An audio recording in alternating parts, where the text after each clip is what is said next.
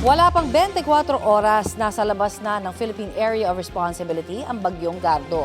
Ayon po sa Pag-asa, lumabas ng PAR ang bagyo kaninang alas 9:30.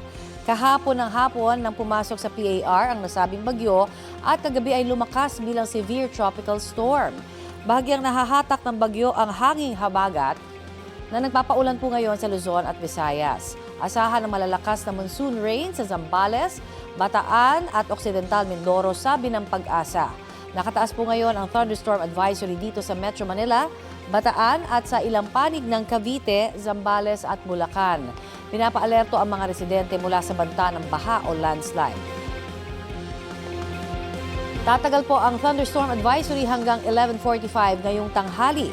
Sa mga susunod na oras, maraming lugar sa bansa kasama ang NCR sa posible pong makaranas ng ulan base sa rainfall forecast ng Metro Weather.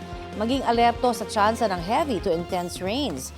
Higit ding mataas ang posibilidad ng ulan sa iba't ibang panig ng bansa ngayong weekend, lalo sa bandang hapon at gabi.